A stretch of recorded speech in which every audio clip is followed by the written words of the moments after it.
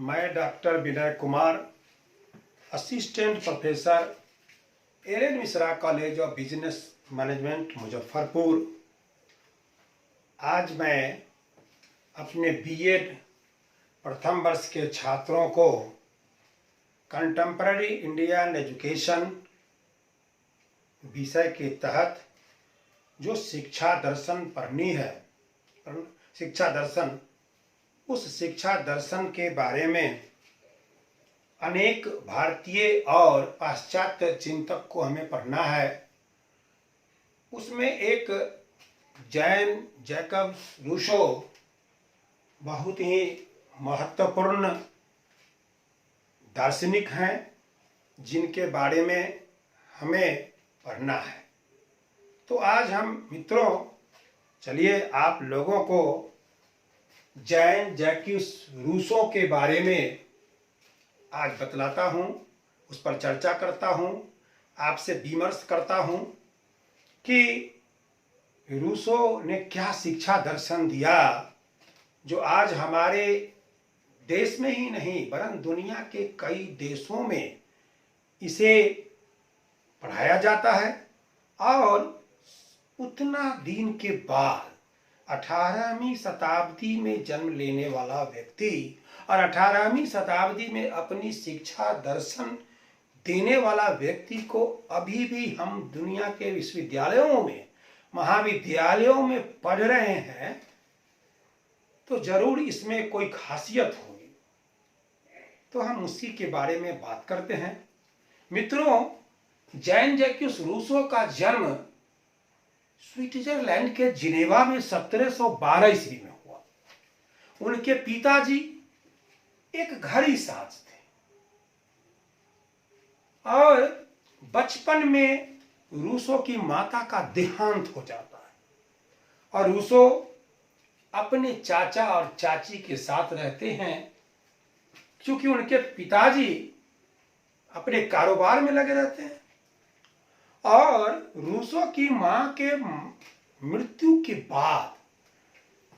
बाद क्या हुआ कि रूसो के पिताजी एक दूसरी शादी कर लेते हैं, जिसका कारण क्या हुआ कि रूसो पर कोई नियंत्रण नहीं रहा परिवार का। माता समाप्त, मृत्यु हो गई, माता की मृत्यु हो गई और पिता दूसरी शादी कर लिए। तो रूसो के साथ रहने वाला कोई वैसा व्यक्ति नहीं रहा, उस पर कोई नियंत्रण नहीं रहा, गार्जियनशिप खत्म हो गया। तो रूसो क्या हुआ कि अपने चाची के साथ रहता था, चाचा के साथ रहता था। तो उसे क्या हुआ कि उस रूसो के पिताजी उपन्यास पढ़ते थे, गंदी गंदी उपन्यास पढ़ते थे। उन गंदी गंदी उपन्यास को पढ़ने के दरमियान 6 वर्ष का बालक रूसो भी उपन्यास पढ़ने लगा और गंदी उपन्यास पढ़ने लगा। उसमें उसको मन लगने लगा। धीरे धीरे बालक रूसो आवारा गर्दी की ओर जाने लगा। और आपको आश्चर्य होगा कि मात्र 12 वर्ष की अवस्था में रूसो नौकरी करने लगा। शिक्षा दीक्षा नहीं हो रही थी, पिता का ध्यान नहीं था, माता का साया उसके सर से उठ गया। तो आप सोच सकते हैं कि उस बालक के साथ क्या घटना घट सकती है, कौन उसका केयर करने वाला था। आप देखेंगे तो रूसो के बारे में कहा गया कि रूसो इतने आवारा हो गए थे कि रूसो बड़ा मुश्किल था उसके बारे में, जो कि कैसे बनेगा, क्या होगा। लेकिन हर एक के जीवन में एक परिवर्तन आता है। आपने देखा होगा इतिहास के पन्नों में कि इतिहास में आप देखा हो कि कैसे लोग बदलते हैं, कैसे उनके जीवन में एक चमत्कार होता है। रूसो जब नौकरी छोड़ करके चले आए और अपने बड़े भाई के साथ रहने लगे और घूमने लगा रूसो, और क्या हुआ कि कुछ पुस्तकें पढ़ने लगा रूसो। एकाएक उसके में चेंजेज आया। 20 वर्ष की अवस्था में वो पुस्तक पढ़ने लगा और पुस्तक पढ़ने के क्रम में उसके ऊपर लॉक, हॉब्स और वाल्टेयर का प्रभाव पड़ा। उसके जीवन में उसके पुस्तकों का, उसके ग्रंथों को पढ़ने से व्यक्तिकता, प्रकृतिवाद, अन्य बातों की जानकारी उसे प्राप्त होने लगी। और रूसो इतना प्रभावित हुआ कि जब वह एक जगह जा रहा था तो रास्ते में एक सेमिनार हो रहा था, और उस सेमिनार में जो निबंध प्रतियोगिता था, उस प्रतियोगिता में रूसो भाग लिया। और उस प्रतियोगिता में भाग लेने के बाद रूसो उस प्रतियोगिता में एक निबंध लिखा, discourses on the origin and foundation of inequality, असमानता की उत्पत्ति और असमानता की उत्पत्ति और उसकी आधारशिला, एक निबंध का टॉपिक था जिसमें उसने निबंध लिखा और उसके निबंध सेलेक्ट हो गए, उसे पुरस्कार मिला। वही क्षण मित्रों रूसो के जीवन में क्रांतिकारी परिवर्तन ले आए, और फिर रूसो पीछे मुड़ के कभी नहीं देखा। मित्रों रूसो प्रकृतिवादी था। उसका मानना था, उसने अपनी 2 पुस्तक की रचना की, जिसमें एक पुस्तक का नाम है एमिल और दूसरा पुस्तक उसकी पुस्तक है सोशल कॉन्ट्रैक्ट। सोशल कॉन्ट्रैक्ट में उसने लिखा कि मनुष्य स्वतंत्र उत्पन्न होता है, मनुष्य स्वतंत्र उत्पन्न होता है और सर्वत्र वह जंजीरों से जकड़ा होता है। बड़ी अच्छी बात कहा। सोशल कॉन्ट्रैक्ट में उसने लिखा कि मनुष्य स्वतंत्र उत्पन्न होता है और सर्वत्र वह जंजीरों में जकड़ा होता है। तो उसने कहा कि मनुष्य की जो को स्वाभाविक जीवन जीने की जो अधिकार है, उस पर वातावरण ने या सामाजिक जो परिवेश है, राष्ट्र का जो परिवेश है, उस परिवेश ने उस पर हमला किया। व्यक्ति के जीवन स्तर पर, व्यक्ति जीवन पर कुठाराघात किया। तरह तरह के नियम, विधान, कानून थोपे गए। आप देखिए कि रूसो का कहना है कि हमें प्रकृति सब कुछ सिखला देती है, हमें प्रकृति से छेड़छाड़ नहीं करना चाहिए। हम प्रकृति से जितना छेड़ेंगे प्रकृति उतना ही दंड हमें देगा। आज आप देखते हैं मित्रों, भारत में क्या हुआ, केदारनाथ में क्या हुआ।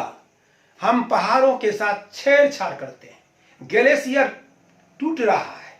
क्या हुआ अभी, क्या क्या स्थिति हुई केदारनाथ में? सारे पहाड़ टूट के, सारे रोड टूट गए, घर टूट गए। और क्या हो रहा है, प्रकृति के साथ हम छेड़छाड़ करते हैं, वनों की कटाई करते हैं, पहाड़ों के साथ छेड़छाड़ करते हैं, जिसका नतीजा आज हमें मिल रहा है। आज हम ग्लोबल वार्मिंग के दौर से गुजर रहे हैं। आज हमारे यहाँ प्रकृति को मोड़ने का काम करते हैं, नदियों की धारा को मोड़ने का काम करते हैं। समुद्र में तरह तरह के जहरीले गैस वाली पनडुब्बियां, परमाणु पनडुब्बियां, जलपोत आदि अनेक अनेक चीज हम उसमें डालते हैं। रूसो पहले आगाह किया था कि प्रकृति की ओर लौटो। आज न कल मानव को प्रकृति के शरण में जाना होगा। कहा कि there is no need of teacher. कहा कि प्रकृति स्वयं सिखला देती है, बच्चों को स्वयं सिखला देती है। प्रकृति स्वयं धीरे धीरे वो खुद सीख जाता है। कहा कि विद्यालय जो है प्रकृति की गोद में हो, प्रकृति के गोद में हो, और प्रकृति के द्वारा जैसे जैसे मानव का विकास होगा, बढ़ेगा, उम्र उसकी बढ़ेगी, बालक बढ़ेगा, प्रकृति उसको सब कुछ सिखला देगी। रूसो की जो शिक्षा है, तो रूसो की जो शिक्षा है उसको रूसो ने 3 मूल तत्व बतलाए। शिक्षा के उसने 3 मूल तत्व बतलाए। क्या बतलाया? पहला बतलाया मित्रों प्रकृति, नेचर। दूसरा बतलाया मानव, ह्यूमैनिटी, ह्यूमन। और तीसरा बतलाया पदार्थ, सबस्टेंसेज, पदार्थ बतलाया। कहा कि प्रकृति क्या, तो शिक्षा जो हो वो हमारे वातावरण के अनुकूल अनुरूप हो। उन्होंने कहा कि जो हमारी शिक्षा व्यवस्था हो वो कैसी शिक्षा हो, हमारी आवश्यकताओं के अनुसार, हमारी परिस्थितियों के अनुसार, हमारे सामाजिक जो जरूरत है, हमारे समुदाय की जो आवश्यकता है, हमारे इर्द गिर्द जो आवश्यकताएं हैं, उनके अनुरूप हमारी शिक्षा हो। दूसरी बात उन्होंने कहा कि मानव, मानव क्या, मानव तो समाज के लिए है। मानव का अकेले कोई अपने आप में कोई मानव की पूर्ति नहीं हो सकती है। मानव तो एक दूसरे के लिए है। मानव का निर्माण मानव के लिए हो, मानव का निर्माण मानवता के लिए हो। जब तक मानवता नहीं होगी मानव में, मानव संपूर्ण मानव नहीं बनेगा, एक दूसरे की का पूरक नहीं होगा, तब तक इस शिक्षा की कोई आवश्यकता नहीं है, महत्व नहीं, शिक्षा कोई महत्व नहीं है। इसीलिए, और तीसरा कहा पदार्थ। क्या कहा, पहला कहा प्रकृति और दूसरा कहा मानव और तीसरा कहा पदार्थ। पदार्थ क्या कहा, वातावरण, वातावरण से संयोजन। पदार्थ के बारे में कहा कि वातावरण से, और ये तीनों जब मिलते हैं तब शिक्षा का स्वरूप बनता है। कैसे बन, प्रकृति, मानव और पदार्थ, इन तीनों के सम्मिश्रण रूप से क्या होता है, शिक्षा का स्वरूप बनता है। मित्रों, ये देश में असमानता फैली हुई थी, पूंजीवाद का बोलबाला था, साम्राज्यवाद का बोलबाला था, निरंकुश शासन व्यवस्था थी। रूसो उससे प्रभावित था, तो रूसो ने इनइक्वालिटी पर हमला बोला, असमानता पर हमला बोला। रूसो वैज्ञानिक समाजवाद तो मार्क्स ने लाया, लेकिन उसके पहले समाजवाद की बात की। और आप देखें कि रूसो के मरने के बाद फ्रांस में राजक्रांति हुई, क्योंकि रूसो फ्रांस गया था और वहां की जमीनी हकीकत को समझा था। और रूस की जो, फ्रांस की जो सम्राट थे, फ्रांस के जो शासक थे, उनके अय्याशी के कारण जो हम मध्यम वर्गीय लोगों पर तरह तरहों के भार पड़ते थे, उन भारों से वहां की जनता उबी हुई थी। और उसी को देख के लिखा इन्होंने, लिखा और सामाजिकता की बात की, भातृत्व की बात किया, मानवता की बात की, प्रकृति की ओर लौटने की बात कही। मानव को दूषित होने की बात नहीं कहा कि शिक्षा, उन्होंने कहा कि शिक्षा जो है वो अंतःकरण में है, उसको बाहर लाना है। हमारे अंतः चेतना में जो शिक्षा है उसको क्या कहना है, बाहर प्रकट करना है। रूसो ने कहा, रूसो ने शिक्षा दर्शन दिया। रूसो अपने जीवन में 2 पुस्तकों की बहुत अमूल्य पुस्तक लिखा, जिसमें एक सोशल कॉन्ट्रैक्ट, सामाजिक समझौता, और दूसरी पुस्तक है उसकी, रूसो की क्या है, एमील। एक कल्पना किया, एक एमील की कल्पना किया उसने, और उसने उसी कल्पना के आधार पर शिक्षा दर्शन को लिखा। अपने शिक्षा दर्शन के जो उसका पाठ्यक्रम है उसको उन्होंने बांटा, 4-5 भागों में बांटा। कैसे बांटा, पहला शैशव काल, शैशवावस्था, इन्फेंसी, 0 से 5 वर्ष तक, जिसमें उसने कहा कि इस अवस्था में, शैशवावस्था जो है, उस अवस्था में बालक क्या करेगा, खेल कूद करेगा, शारीरिक क्षमता का विकास करेगा, खेल कूद करेगा, कोई पढ़ने की आवश्यकताएं नहीं है, ऐसा कहा रूसो। दूसरी बात अवस्था उसका है बचपन, चाइल्डहुड, 5 से 12 वर्ष तक। 5 से कितना वर्ष तक, 12 वर्ष तक, जो मानव का नाजुक क्षण है, नाजुक क्षण है मानव का। वो उस अवस्था में गिनती करने, काउंटिंग करने, बोलने, रटने, पढ़ने की, काउंटिंग करने की, खेलने के साथ साथ, व्यायाम के साथ साथ काउंट करने का जो वो है समय है, वो नाजुक क्षण है मानव का। बहुत वह क्षण बड़ी इंपॉर्टेंट क्षण है। तीसरी अवस्था उसकी किशोरा लड़कपन, बॉयहुड। 12 से 15 वर्ष के बीच में क्या कहा, रूसो कहा कि उसका बौद्धिक विकास होता है। बालक का बौद्धिक विकास होता है कब, 12 से 15 वर्ष। मित्रों आप देखिए कि वो जो क्षण है 12 से 15, जिसमें तर्क वितर्क की क्षमता विकास करता है, मानसिक विकास होता है, शारीरिक विकास के साथ साथ मानसिक विकास होता है, जिसमें हम सोचने की शक्ति हमारे अंदर आती है और हम तर्क वितर्क करते हैं। मित्रों उसके बाद कहता है किशोरावस्था। आप देखते हैं किशोरावस्था, हम साइकोलॉजी के किताब में पढ़ते हैं, एजुकेशनल साइकोलॉजी में हम पढ़ते हैं, किशोरावस्था तूफान की अवस्था है।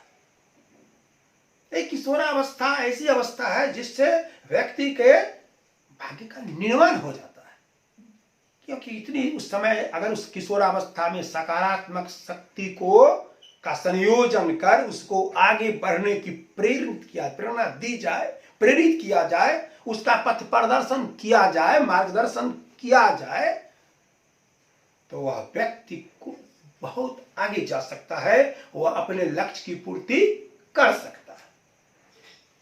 किशोरावस्था कहता है कि इस अवस्था में हृदय में पवित्रता होती है। ये जो अवस्था है मानव का, बालक का, उसमें हृदय में पवित्रता बढ़ती है, नैतिकता का संचार होना चाहिए।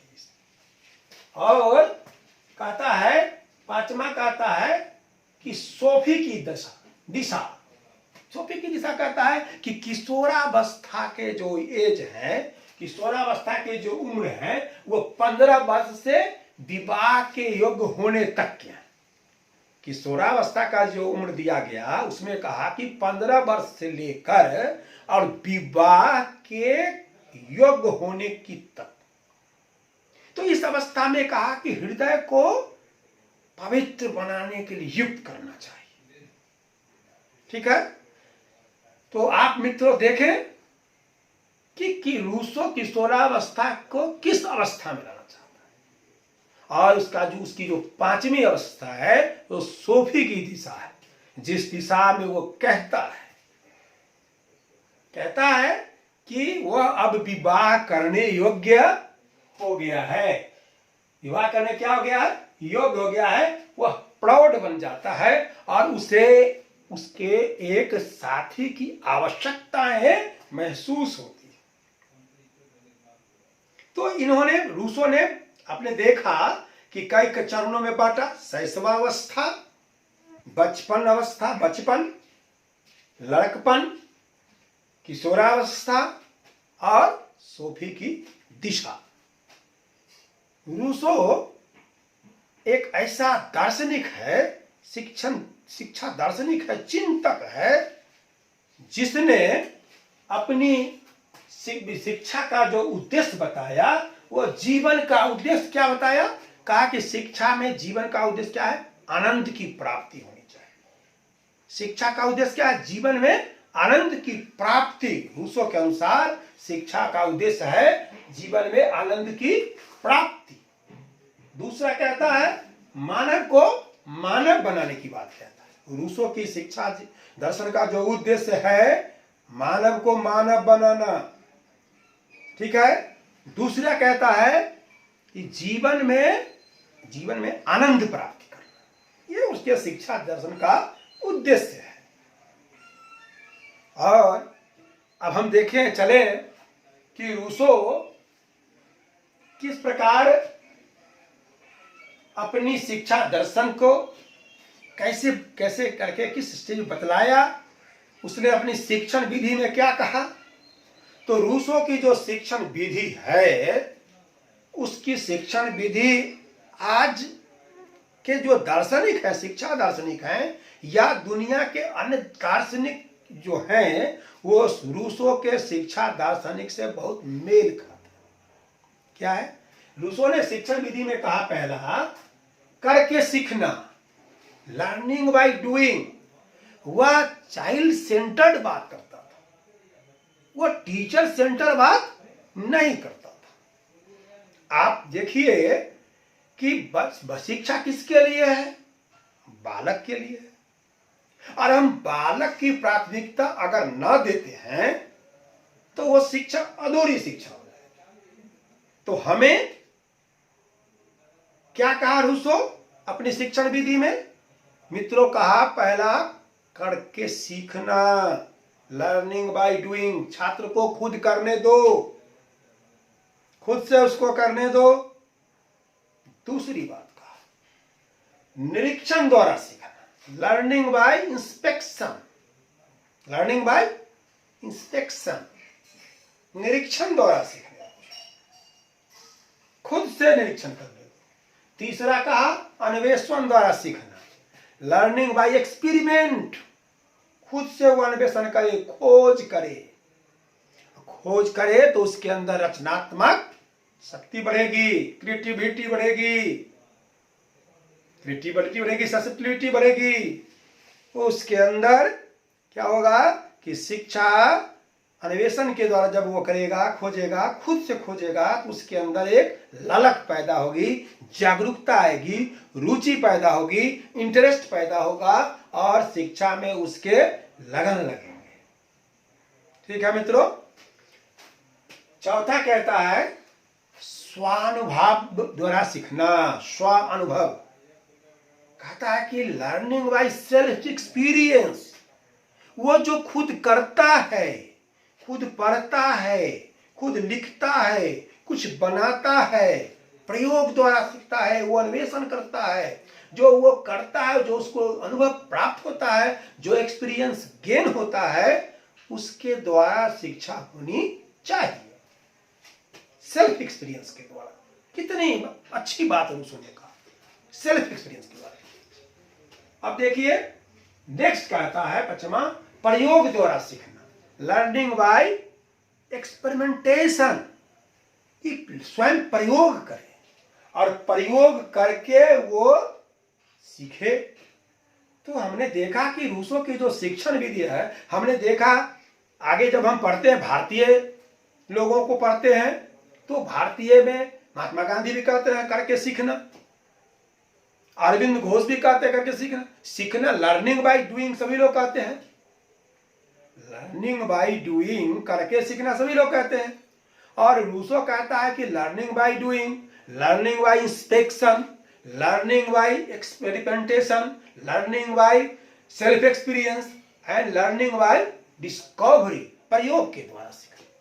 कितनी अच्छी बातें रूसो ने कहा। मित्रों आप इसको मनन करें, आप इसको अध्ययन करें, सोचेंगे तो आपका सोचने की जो शक्ति है, आप जब उस पर गहन अध्ययन करेंगे, मनन करेंगे और दूसरे शिक्षा दार्शनिकों से जब हम रूसो की तुलना करेंगे, तब हम आप पाएंगे कि उनकी जो शिक्षण विधि है वो किस प्रकार माने आज भी प्रासंगिक है, आज भी मान्यता प्राप्त है। आज भी हम उनके शिक्षण विधि को, उनकी जो शिक्षण विधि है उसकी आज भी हम प्रशंसा करते हैं, लागू करते हैं। मित्रों अनुशासन के बारे में उनका कहना था कि मुक्त्यात्मक अनुशासन हो।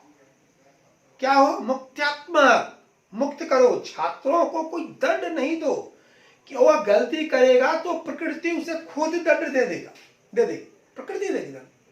हमें दंड देने की जरूरत नहीं है, हमें उसे दंड देने की जरूरत नहीं है, वो प्रकृति खुद दंड उसे देगा। उसके साथ आप छेड़छाड़ न करें, उसकी स्वाभाविक विकास उसकी होने दें, उसके स्वरुचि को उसके रुचि के अनुसार उसे पढ़ने दें, उसकी प्रकृति के अनुसार। आप उसके साथ छेड़छाड़ करने के भागी नहीं, आप दंड देने के लिए स्वामी नहीं है, आप दंड नहीं दे सकते।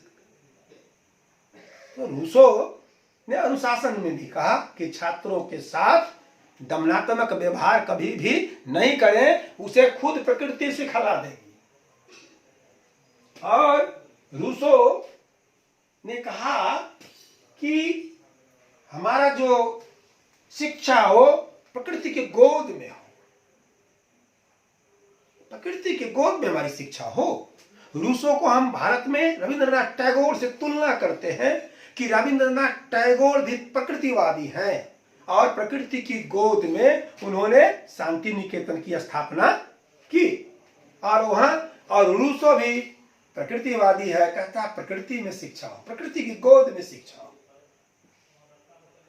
प्रकृति की गोद में शिक्षा हो, जहां मानव मानव हो, स्वस्थ चिंतन वाला हो, जिसके ऊपर वो जो दुनिया का जो लेप है, आजकल की जो व्यवस्थाएं हैं, वो लेप उस पर ना चढ़े, वो स्वस्थ हो, स्वतंत्र सोचने की उसकी शक्ति हो, उसे मौका मिले, अपॉर्चुनिटी हो, अवसर प्राप्त हो, ऐसी शिक्षा की वकालत रूसो करता है। रूसो, पश्चिमी वैज्ञानिकों में रूसो का बहुत ही आदर है। आप जानते हैं, आज भी उन्होंने कहा प्रकृति की ओर लौटो, प्रकृति की ओर लौटो का नारा दिया। आज लोग प्रकृति की ओर लौट रहे हैं। आप देखते हैं ये नगरीकरण, औद्योगिकरण के चलते आज क्या दशा हो रही, दुर्दशा हो रही है। आज ग्लोबल वार्मिंग का क्या खतरा पैदा हो गया है। पीने का जल नहीं मिल रहा है। क्यों? प्रकृति की दोहन करने से, प्रकृति के साथ छेड़छाड़ करने से। तो हम प्रकृतिवादी, रूसो प्रकृतिवादी थे। और रूसो के बारे में आपने देखा कि 6 वर्ष का बालक रूसो गंदा गंदा उपन्यास पढ़ता था और गंदा उपन्यास पढ़ने से आवारा हो गया था। और उस आवारा गर्दी के बाद उसमें एक ऐसा चेंजेज आया। वो फ्रांस में लास्ट के समय में 16 वर्ष तक पेरिस में रहा, फिर वहां से उसको निकाल दिया। दर दर भटकता था, अपने देश से दूसरे देश गया, वहां से वहां गया, भटकता था। रूसो भटकते भटकते उसकी मृत्यु 1778 ईस्वी में उसकी मृत्यु हो गई। लेकिन उसके मृत्यु के 11 वर्ष के बाद 1789 में उसके सूत्रों के द्वारा उन्होंने जो कहा था, इक्वलिटी, समानता, भातृत्व की जो बात उन्होंने की थी, फ्रेटर्निटी का, उस बात से आंदोलन हुआ और फ्रांस में राजक्रांति हुई, जिसके बहुत बड़े पूर्व के सूत्रधार थे रूसो। रूसो को हमें इसी रूप में देखना है। हालांकि उनको शुरू में लोगों ने कहा कि आदर्शवादी है, कहा कि वो उसे ईश्वर में विश्वास है और वो मानव को ईश्वर का उपज मानता है, ईश्वर में विश्वास है रूसो को। इसलिए मित्रों, हमने रूसो के शिक्षा दर्शन को देखा, हमने उसके शिक्षा के तत्व को देखा, मूल तत्व को देखा, प्रकृति को देखा, पदार्थ को देखा, मानव को देखा।